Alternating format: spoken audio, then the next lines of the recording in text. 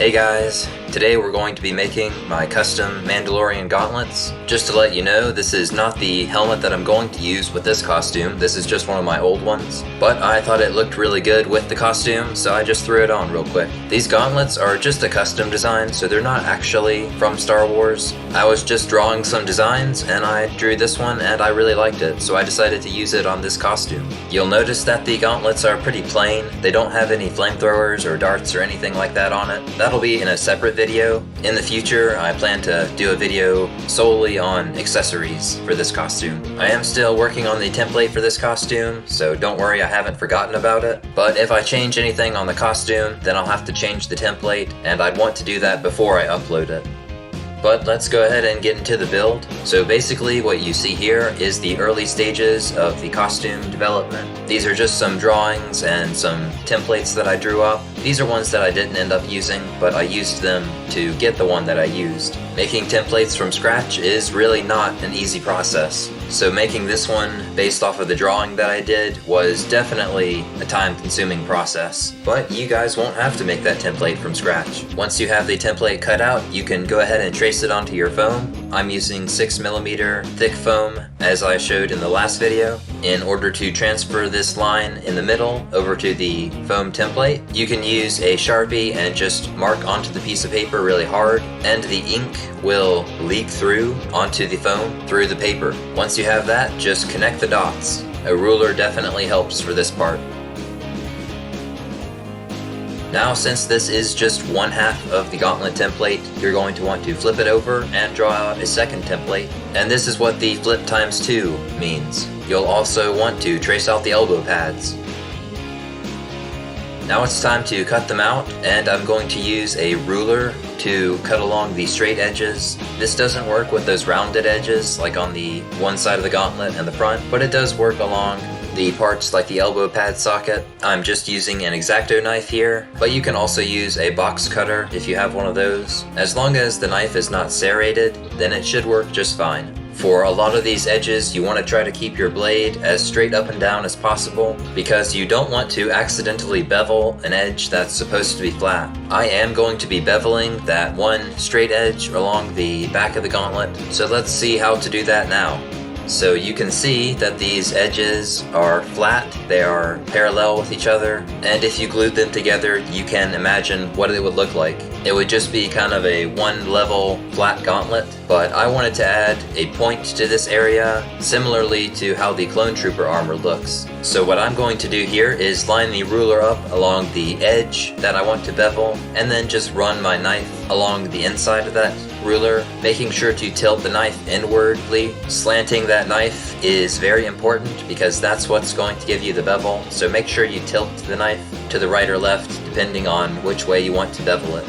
And now it's time to glue these two halves together. I'm going to start with this curved side first because it's a lot easier to work with this side while the two halves are still flat. If we glued that other side together first with the beveled edge, then I'd have to glue these two rounded parts together while the gauntlet is in the shape of a circle or cylinder, which would be very difficult. For those of you who are new, I'm using contact cement, and this is very different from hot glue or super glue, because with this glue, you're actually going to paint it onto both surfaces that you want to glue together, and then let it dry before you stick them together. This glue is much stronger than hot glue or super glue, so you have to be pretty careful with it when you're working with it. It also smells pretty bad, so you'll want to wear a respirator for sure. Now that the glue is dry, I'm just going to stick the two pieces together, trying to line it up as best as possible. And you can see just how well the contact cement works here. As soon as you touch the two glued surfaces together, they instantly stick to each other, and it's a permanent bond. This works very well for edges that are supposed to be rounded, like this one here. So this is definitely the glue that I prefer to use.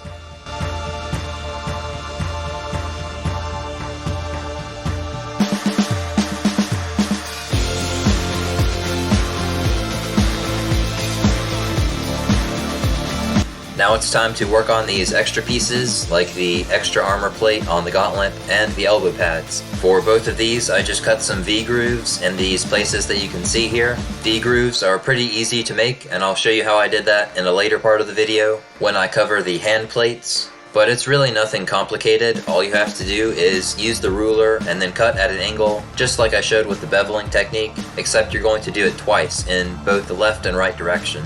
And that will cause this V-shaped groove right down the middle. Once you have that groove in place, you can then glue it shut with some hot glue, like I'm doing here. This is not going to be seen from the outside, so it doesn't really matter how pretty it is.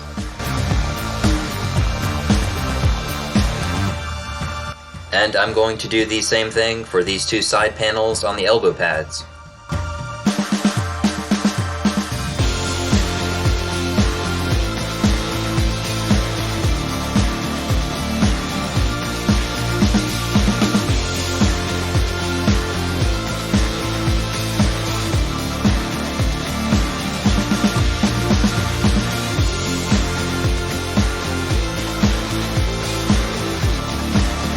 Now for these elbow pads, we can go ahead and glue them together. I didn't mention this before, but both of the edges on that middle section are beveled, as well as that rounded side on both of the side panels.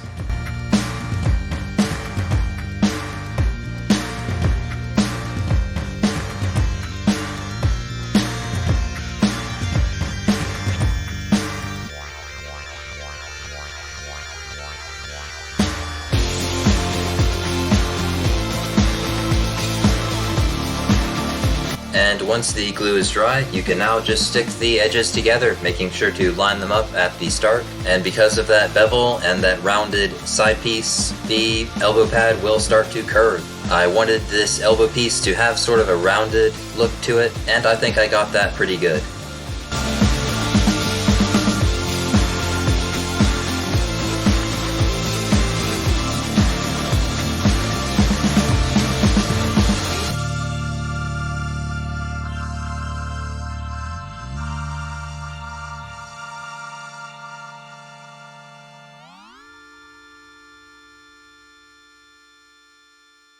Now going back to the main gauntlet, and we're going to have to round it out a little bit because it is still trying to stay flat, since that's how the foam sheet came. But since it is EVA foam, we can use a heat gun, and when we heat it up, it will become more flexible, more bendable, and when it dries or cools down, it will hold that rounded shape that we give it. Please take note that this is not a hairdryer, and it should not be used as a hairdryer, and a hairdryer will not work on this foam.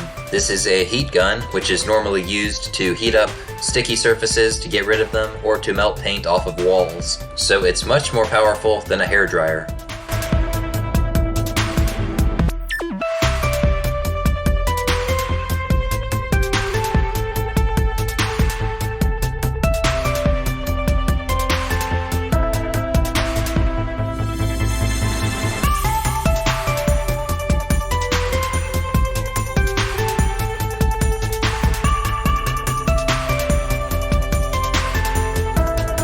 Once we have that all finished, we can then add glue to the edges. These are the beveled edges that we did earlier, and then we can just push them together. Now you can imagine just how much more difficult it would be if we had to do that rounded side while holding this gauntlet in a cylinder shape. It would be much more difficult. So yeah, definitely glue it in this order.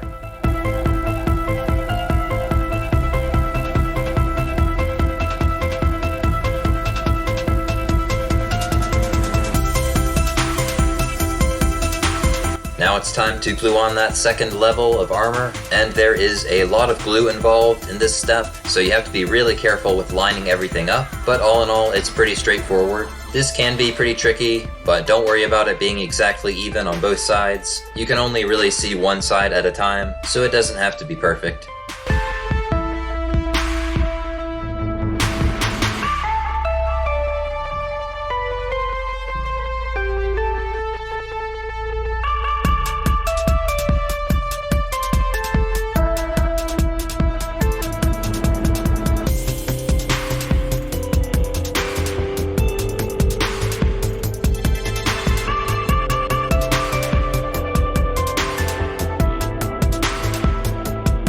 Now it's time to attach the elbow piece to the gauntlet. You can skip this step if you wanted to have your elbow piece separated, but I chose to have it attached to the gauntlet because I didn't want the elbow piece to flop around or get loose or misaligned. I wanted it to stay in one spot and to stay there forever, so it would always look good, I guess. This is just a costume after all, and it's not actually going to be used in battle. It just has to look good. And in my opinion, I think this looks best.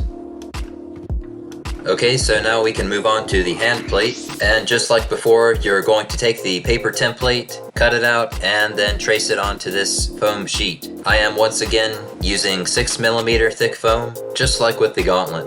Once you have that traced out, you can then cut it out the same way as I did the gauntlet. When you're going around the edges, you want to make sure to keep your knife straight up and down, unless you wanted to kind of bevel the edges.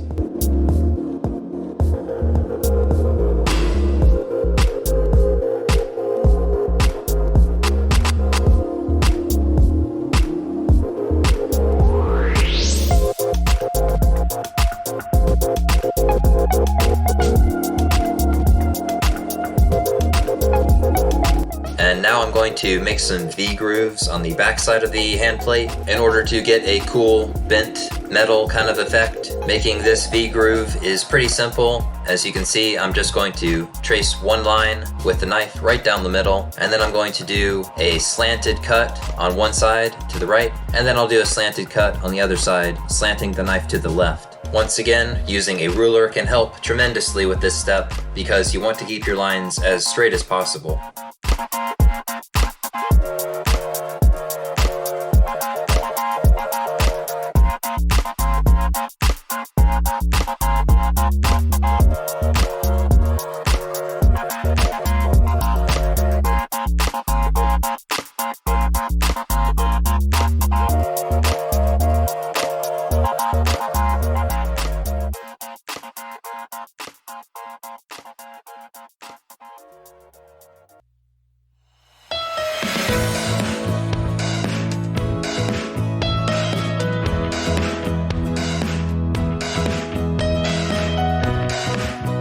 Once you have all of those V-grooves cut out, then you can go ahead and take some hot glue, just like I showed in the gauntlet, and put it inside that groove, and then close the groove shut. You'll want to hold it at that tilted angle for a little bit, just to make sure that glue dries first, and then you're good to go.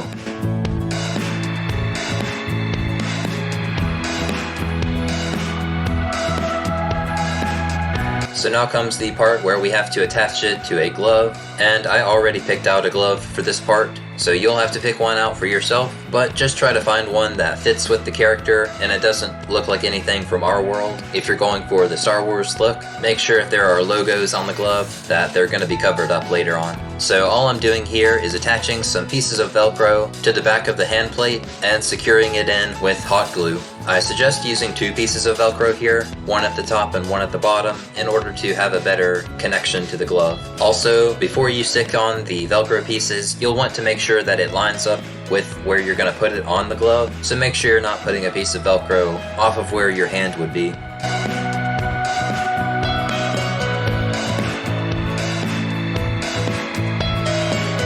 Once that Velcro is dry, then we can go ahead and take our glove. I'm going to use 2 types of gloves in this case, because I want it to look like the Mandalorian from the TV show. Then you're going to figure out where you want to put the hand plate on top of your hand. You want to make sure everything lines up before you glue it down. And then what you want to do is put those 2 pieces of Velcro that are going to attach to the hand plate onto the Velcro that's already been glued on. And then you put glue on the back of those pieces of Velcro and then stick that onto your glove. Now, one thing I will warn you is that this can go through the glove and burn your hand if you're not careful, so make sure you wear a glove underneath of the glove that you're gluing the hand plate onto.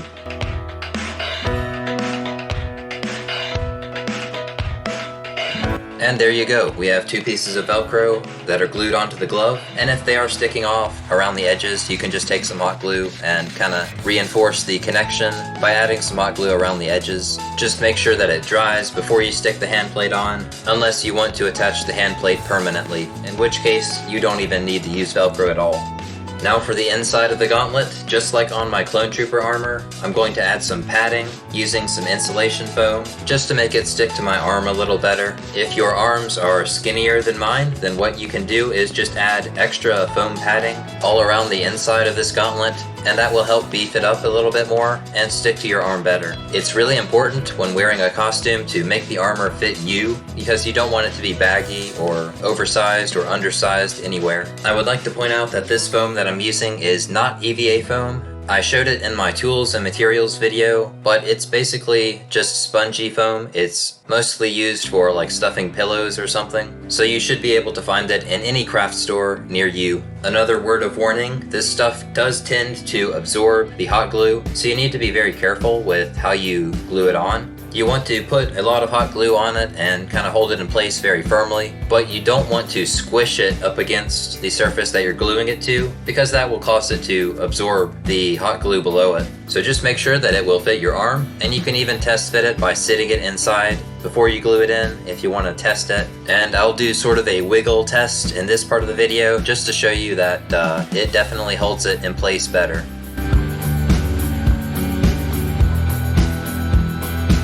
So that's it for this video.